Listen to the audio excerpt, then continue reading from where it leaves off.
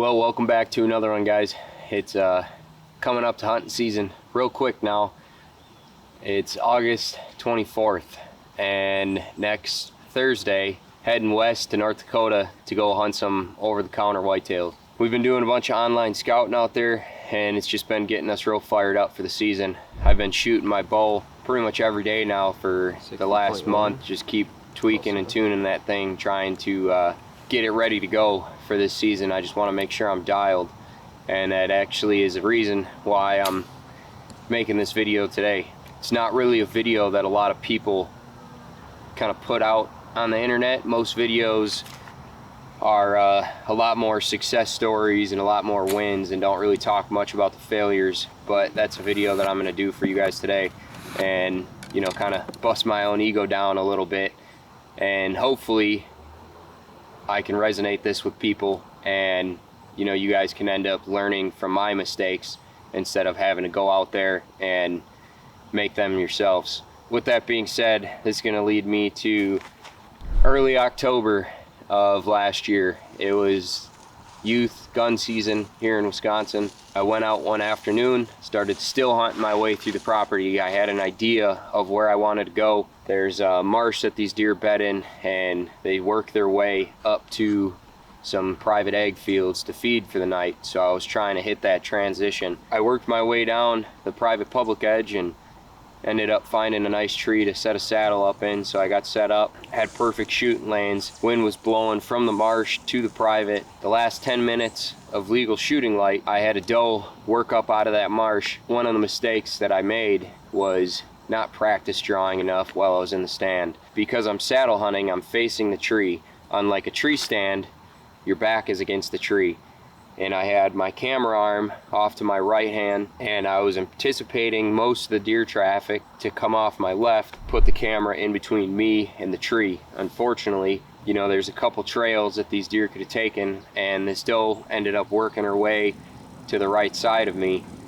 So I had to turn in order to get a shot. Because of the camera arm, when I tried to draw, I actually bumped into the camera arm, and she heard me, looked right at me, and took off. She ended up stopping, and earlier I ranged a couple trees in hopes that if a deer ended up showing up there, I knew the distances and I was able to get a shot on her. So she popped out, which I thought was 30 yards. She ended up being closer to 38, 37, I believe. So I shoot a relatively heavy arrow. I shot right onto her. Some of the biggest outlooks of that whole hunt was, yeah, it was a successful hunt in my eyes because I executed the plan. I just didn't harvest the deer. I went in there to cross paths with a doe, and that's exactly what I did. In order to avoid those things, pertaining to camera arm situation first, I just needed to practice draw. I needed to get used to having that camera arm off my right side. I needed to understand how I needed to turn in the saddle to be able to get a shot without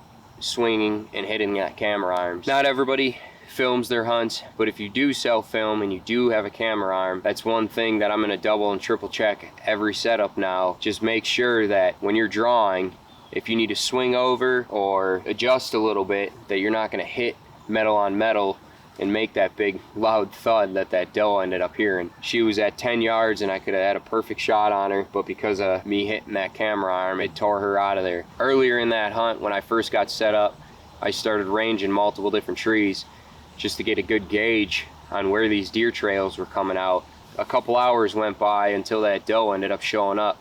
So the time that I ended up taking a shot on her, I ended up mistaking the range that she was at. And it's a very simple mistake that I made, and a very easy way to correct that is just continue ranging throughout your hunt. Continue staying fresh on all these different yardages, so if a deer does sporadically show up or change its course from where you were predicting that deer to walk, you know those exact ranges, whether it's a trail, whether it's multiple different trees, whatever it may be. Even though those mistakes were made throughout that hunt, the next day I ended up going back out, learning from those mistakes, and I ended up harvesting a doe a couple hundred yards from that spot.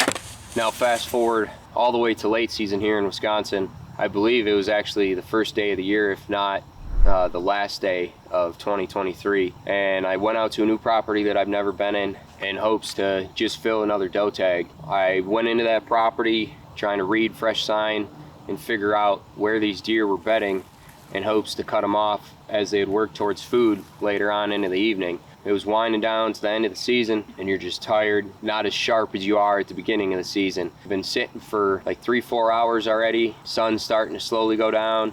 You know, I was actually sitting on my phone sending a Snapchat of the area I was hunting to one of my buddies. As I was sending that Snapchat, I happened to look up and here come these 2 does just barreling through the marsh. My heart starts pumping and I'm starting to get excited and flustered because I'm trying to get my camera arm on, I'm trying to get the deer in frame, and finally I swing over and they get to about 20-25 yards and she starts slowing down and I finally get her in frame and I get my release clipped on and I go to draw, and as I go to draw, usually I'll try to stop a deer and I'll just try to do a simple doe bleed.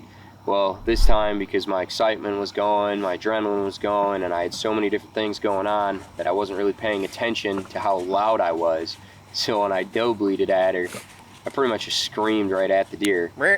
You know, unfortunately for me, that deer ended up spooking off, went running right back into the marsh. Whatever's going on, whether you guys are filming, whether you're hunting with friends, whatever it may be, really try to stay in tune with the elements. You know, it wasn't windy, it was really calm. So when I doe bleeded at her, because it was so loud, it just scared her and she just wanted to take off running.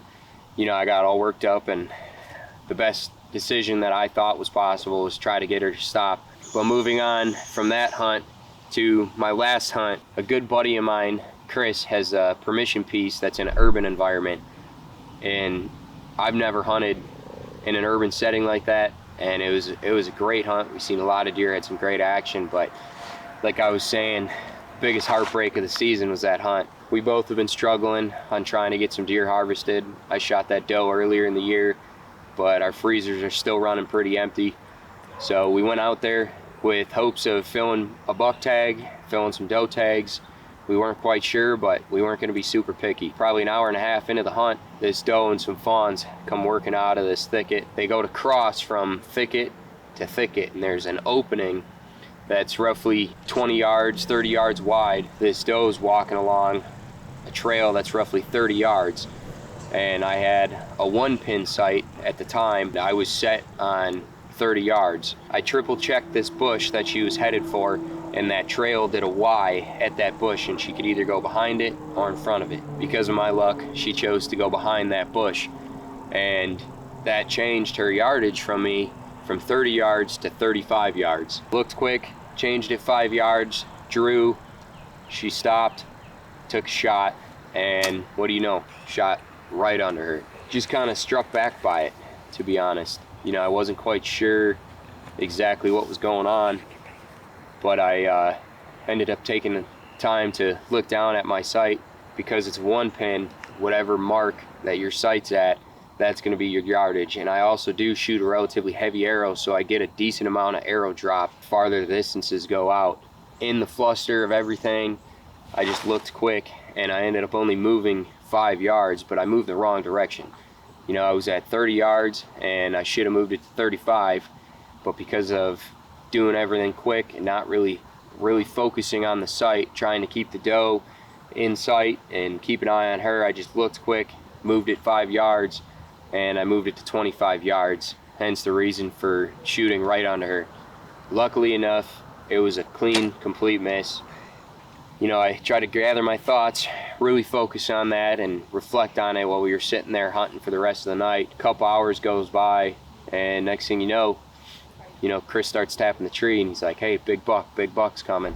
Sure enough, I look up, roughly that same bush where that doe was, here comes this big buck coming out. So now, envisioning what happened with that doe a couple hours earlier, trying to really capitalize on not messing up my sight, I was too focused on getting my sight right on that when he was cutting across that big opening, you know, I kept trying to range him and I kept moving my sight. In the footage, you can actually see him stop by himself and he's just kind of looking off into the distance. Right there, I had a yardage and I just kept triple checking my sight. I should have just trusted myself and been confident the first time I moved it. He ended up moving off again, so I tried to range in front of where he was going to be so I could end up getting a shot at him. He ended up getting to 44 yards. I stopped him, you know, I had my sight on and I rushed that shot completely, shot right over him. my head just starts spiraling out of control. You know, instantly I'm just kind of bad talking myself, just really feeling down. If any of you, I'm sure, you know, have been hunting for years, I'm sure there's been a point in time where you miss a deer or you wound a deer, and it's just a sickening feeling, especially knowing that it was 100% my fault. I wasn't, you know, blaming equipment, I wasn't blaming weather conditions, whatever it may be. It was 100% my fault for missing that buck and missing that doe. You just got to learn from it, and the biggest learning experiences from that whole fiasco of that hunt, you know, being confident in your shooting and really focusing and knowing your equipment would have been huge. Just a simple couple seconds more of a glance to look at exactly where that pin was set would have saved me that whole hunt. You know, a couple things that I wish I would have done differently looking back and rewatching that footage is, I wish I would have shot when he stopped on his own. I ranged him, my sight was good, I just triple, quadruple checked that sight at that time, which ended up giving him too much time to just keep on moving. I completely junked that one pin, and now for this year, for 2024, I'm shooting the HHA Tetra Max Rise 3-pin slider sight. And like I said, we leave for North Dakota next Thursday.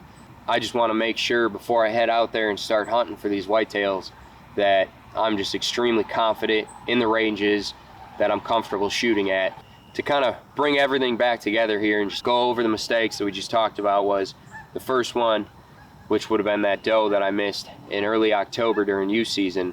Know your ranges. Double and triple check your ranges.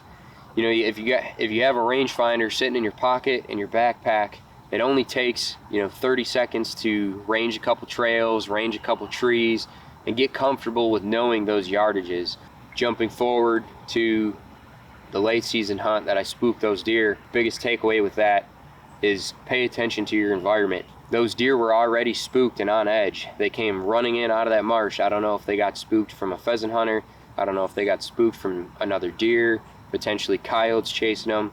I'm not really sure, but they were already on edge when they came running into the woods. And right when they slowed down, you know, there was no wind going on. I was all flustered, and I doe bleated at her and pretty much just screamed at her, and she just took off running. Pay attention to your environments. Know whether or not, if it's going to be a better opportunity if you let that deer slow down and shoot her as she's walking slow, or if she just puts her head down to feed and let her naturally stop. Knowing your environment and paying attention to not only just weather and wind, but also paying attention to the deer and what they're doing as well. Paying attention to their mannerisms and seeing if they're alert, if they're, you know, calmed down, feeding, whatever it may be. And then jumping forward to that urban hunt that I had with my buddy Chris, be precise with your equipment. If you're flustering around with your equipment and don't understand it, even if it's the middle of the season, take a step back from hunting, go out in your yard, in a farm field, whatever opportunities you have to adjust your equipment and get confident with it, and just run a bunch of reps through that bow. Shoot as many arrows as you can. The more we can do to minimize those chances of happening and maximize our opportunities being successful in the field is only going to make us better people and make us better hunters as well.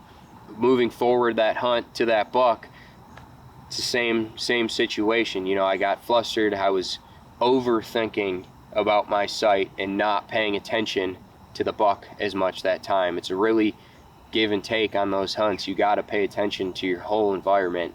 If we can help each other out in the hunting community and do more videos like this and be more communicative to others about our mistakes, I think it would greatly improve the community of hunters within itself. I would love for any one of you to go down in the comment section and either write about, you know, something, if a mistake that I made that you have also made, and how you learned to grow from that mistake. If you could just comment down below what you guys did to move forward with it, or even a mistake that I haven't mentioned, and how you guys have learned to continue hunting and to grow through those mistakes that you have learned.